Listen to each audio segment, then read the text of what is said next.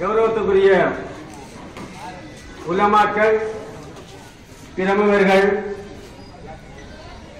புத்திஜீவிகள், வைத்திய கலாநிதிகள், என்ஜினியர்ஸ், ஏனைய அனைவரும் சேர்ந்து ஒரு சபை நடாத்தி அதன் மூலம் மருத்துவ எதிர்காலம் பற்றி பல தீர்மானங்களை மேற்கொண்ட போது நான் அமைதியாக கேட்டுக்கொண்டிருந்தேன். என் வீட்டில் இருந்தேன். என்னை ஒரு கூட்டத்துக்கு அழைக்கவில்லை, தேவையில்லை. ஏனென்றால் என்னுடைய சிந்தனையோடு எனது மாணவர்கள், எனது அன்பர்கள் சேர்ந்து செய்கின்ற தீர்மானம் மருத்துவமனைக்கு பொருத்தமாக இருந்தால் அதை எல்லோரும் ஏற்றுக்கொள்ள வேண்டும் என்ற ஒரு மனப்பக்குவத்தோடு நான் ஆசீர்வதித்துக் கொண்டிருந்தேன். மருத்துவமனையில் இஸ்லாமிய அடிப்படையில் ஆண்களும் பெண்களும் கலந்து கற்பது ஒரு குறைவான நிகழ்வாக கருதப்பட்டு பேசப்பட்டு வருகிறது. எனவே மருத்துவமனையும் மற்ற கிராமங்களோடு சரிநிகர் நின்று பேச வேண்டுவதற்காக நாங்களும் அவ்வாறு செயல்பட வேண்டும் என்ற திட்டம் தீட்டப்பட்டது. ஆண்களுக்கு ஒரு மகா வித்தியாலயமும் பெண்களுக்கு ஒரு மகா வித்தியாலயமும் இருக்க வேண்டும் என்று சொன்னார்கள்.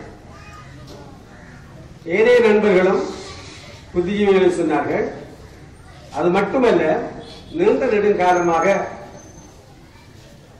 ஏற்பட்ட பிளவு, 78ஆம் ஆண்டு ஏற்பட்ட பிளவு இன்று வரை மருத்துவமனையில் சரிவரவில்லை. எல்லா 2 பாடசாலைகளுக்கும் மருத்துவமனையில் உள்ள எல்லோரும் பெற்றாராக இருக்க வேண்டும். அதற்கு ஒரு வழிதான் இருக்கின்றது என்று கூறினார்கள். ஒரு கல்லில் 2 மாங்காய்கள், கலாச்சார ரீதியான பிரிப்பும் ஊருக்கான ஒற்றுமை ஏற்பட போகின்றது. கொஞ்சம் கஷ்டமாக இருந்தாலும் அல்மனாவிலிருந்து மாணவர்கள் பிரித்தெடுத்து வேறொரு பாடசாலைக்கு போவது எனக்கு கஷ்டமாக இருந்தாலும், ஏனென்றால் 71ஆம் ஆண்டு அடைந்து போன ஒரு அல்மனாரை கட்டியெழுப்பும் பணியில் நான் முன் நின்றவன் என்பதால் ஒரு தந்தை என்ற வகையில் எனக்கு கஷ்டமாக இருந்தது. என்றால் இந்த கிராமத்தில் இருக்கின்ற பெரியார்கள், நண்பர்கள், படித்தவர்கள் அதை விரும்புகின்ற காரணத்தால் நானும் அதை மனசார ஏற்றுக்கொண்டேன். சந்தோஷமாக ஏற்றுக்கொண்ட வேளையில் தான்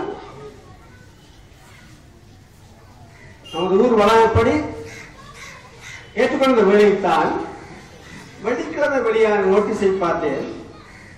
அங்கே 3வது பாடசாலை ஒன்று உழைத்திருந்தது. அல் மதீனா வித்தியாலயம் ஆண்கள் பாடசாலையாக பெயரிடப்பட்டிருந்தது. ஆண்கள் பாடசாலையாக இருந்தால் எதிர்வரும் குறுகிய காலத்தில், நீண்ட காலமாக கொண்ட 10 வருடங்களில் அது சிறப்பு மிக்க ஒரு மகா வித்தியாலயமாக நிற்கும். அப்பொழுது மத்திய வீதிக்கு அப்பால் இருக்கின்ற எல்லா மாணவர்களும், ஆண் மாணவர்கள் அங்கே கல்வி கற்பார்கள்.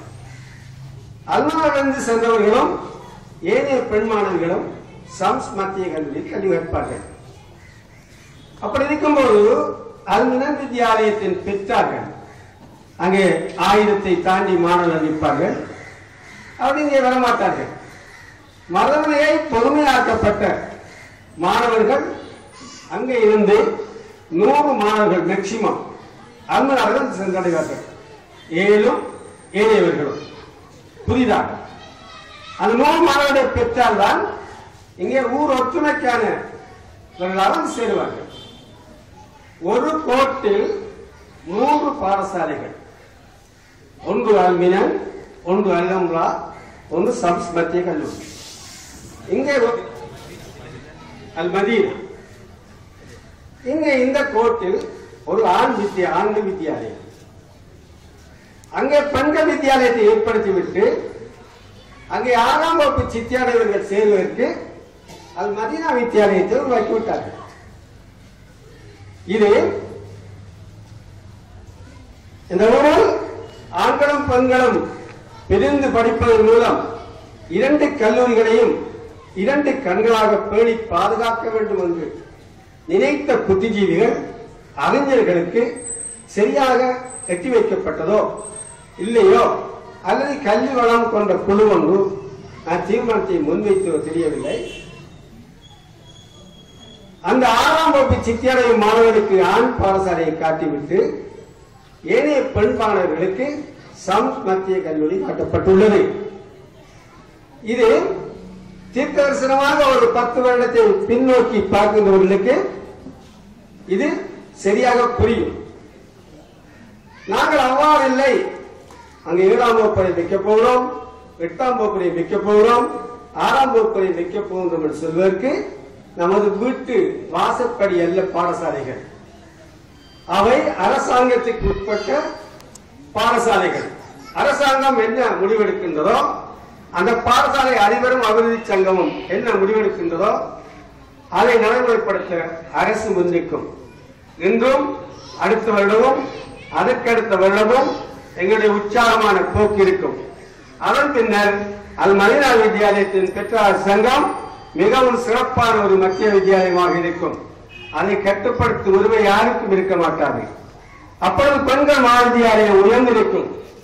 ஆண்களை கொண்டுள்ள அல்மனார் மாணவ சராசரியை இழந்து கொண்டு செல்லும் என்பது என்னுடைய கருத்து. இதை நீங்கள் ஏற்றுக்கொள்ளவும் நான் சொல்ல வரவில்லை. அந்த வேளையில் அல்மனாரில் சேர்க்கப்பட்ட பாடசாலை கற்றலுக்கான எல்லா வளங்களும் சும்மா இருக்க குறைந்த மாணவர்களை கொண்ட பாடசாலையாக அல்மனார் மாறிவிடும் என்ற அச்சம் என் மனதில் ஏற்பட்டது. ஏனென்றால் 71ஆம் ஆண்டு எல்லா பாடசாலைகளும் 400 மாணவர்களை கொண்டிருந்த வேளையிலே அல்மனார் 92 மாணவர்களோடு 10ஆம் வகுப்பு வரையும் GCE வரையும் மாணவர்களை வைத்துக் கொண்டிருந்தது. கடும் வறுமை, 8 ஆசிரியர்கள். அந்த வறுமையை நீத்த போது என் மனம் கொதித்தது. என் வயதை ஒத்தவர்கள் இங்கே இருக்கிறார்கள். நான் புறப்பட்டு உங்களை பெற்றார்களை அழைத்து அந்த பாடசாலையும் வளர்ச்சி பற்றியும் தேர்ச்சி பற்றியும் பேசி மாணவ தொகையை கூட்டி இந்த அல்மனார் மகாவித்தியாலயத்தை உயிர்ப்பித்த ஒரு மகாவித்தியாலயமாக கொண்டு வந்த எண்ணம் என் கண்முன் நிலவாடியது. அந்த நிலை பின்புலம் இல்லாத, மாணவர் பின்புலம் இல்லாத ஒரு பாடசாலையா போய்விடுவோம் அல்மனார் நான் யோசித்தேன். இந்த தீர்மானத்துக்குள்ளே ஏதோ கொஞ்சம் குள்ளமானவர்களோடும் அல்லது கொஞ்சம் புறம்பான சிந்தனையோடு இந்த அல்மன் வித்தியாலயம் ஆண் பாடசாலையை ஆக்கப்பட்டிருக்கலாம் என்று நான் சந்தேகப்பட்டேன். அல் மதீனா வித்தியாலயம் ஒரு ஆண் பாடசாலையாக பிரயோகப்படுத்தப்பட்டு எதிர்காலத்தில் ஒரு மகாவித்தியாலயமாக வளர்ச்சி பெறுவதற்கு ஒரு ஏதுவான திட்டமாக இது காட்சியளிக்க தொடங்கியது. எனவே ஆரம்பத்தில் கூறியது போல 2 மகாவித்தியாலயங்கள் ஆணும் பெண்ணும் பிரிந்து படிப்பது இந்த ஊரின் சொத்து, இந்த பாடசாலை 2 என்ற அடிப்படையில் வந்த இஹ்லாஸோடு செய்யப்பட்ட அந்த தீர்மானம் புறந்தள்ளப்பட்டு அல்மன் வித்தியாலயம் அல் மதீனா வித்தியாலயம் ஆண்கள் பாடசாலை என்று விடுவிக்கப்பட்ட செய்திதான் என்னை இந்த மேடைக்கு கொண்டு வர வைத்தது. எனவே இப்பொழுது பிரச்சனை அல் மதீனா ஆண்கள் வித்தியாலயம் இருக்கும் வரை அல்மனாரின் பின்புலம் பாதிக்கப்படும் என்பதில் சந்தேகம் இல்லை. அதனால் தான் தெளிவான தீர்ப்புகளும் சிறப்பான மொழிகளும் வரும் வரை ஆண்களும் பெண்களும் பிரிந்து படிக்க வேண்டும் என்ற அந்த உலமாக்களின் பெரியார்களின் மரபுரை முன்னோடிகளின் சிந்தனையை செயல்படுத்திக் கொண்டு பிரச்சனைகளை பார்ப்போம் என்ற அடிப்படையில் ஜனவரி மாதம் 2ஆம் தேதி தொடக்கம் பெண்கள் இந்த ஆரம்ப பிரிவிலும் ஆண்கள் அல்மனார் மத்திய கல்வி உயர்பிரிவிலும் கல்வி கற்பார்கள். இந்த பிரச்சனைக்கு சரியான தீர்வு செய்யப்பட்ட பின்னர் ஊர் மக்கள் என்ன முடிவுகள் எடுக்கிறார்களோ அதை பரிசீலித்து பின் செல்லலாம் என்று நாங்கள் நம்புகிறோம். அன்புக்குரிய அன்பர்களே, தோழர்களே, என்னுடைய உடன்பிறப்புகளே, இந்த என்னுடைய பிரச்சனை இந்த தோற்றுவாக்கி எதிர்ப்பாக அல்ல. ஏற்பட்ட ஒரு புதிய பிரச்சனை உடமக்களுக்கு தெரியுமா, அதை ஏழைகளுக்கு சரியாக தெரியுமா, அந்த கல்வி நிலைய குழு ஒன்றுதான் அதை செய்து முடித்ததா, அது உள்நோக்கம் என்ன என்ற சந்தேகம் ஏற்பட்டுவிட்டது என்பதை தெளிவுபடுத்தி நான் உங்களுக்கு விடைபெறுகின்றேன். ஆத்திரமாக, அவசரமாக, கேவலமாக, உணர்ச்சி வசப்பட்டு எதுவும் செய்ய வேண்டிய தேவையில்லை. பாடசாலை கல்வி ஒழுக்கத்துக்கும் விழுமியங்களுக்கும் உரிய இடம். அது தானாக எல்லாம் நடக்கும். அமைதியாக செல்லுகின்ற எல்லாத்தையும் ஏற்றுக்கொள்ளும். அடிபடி, தடிபடி, கூக்குரல், பெருத்த குரல், உச்ச கோபம் எதுவுமே இந்த நோன்புக்கு தேவையில்லை. இது ஒரு நோன்பு பிடிப்பது ஒரு செயல். கல்வியும் கல்வி வரலாறும் அதன் செயற்பாடும் அதை பேண வேண்டும் என்று கேட்டு, பேண தவறுவர்கள், வார்த்தைகளை அளந்து பேச முடியாதவர்கள் தயவு செய்து பொறுமை காக்க வேண்டும் என்று அன்பாக கேட்டு உங்களிடம் நான் விடைபெறுகின்றேன். அஸ்ஸலாமு அலைக்கும்.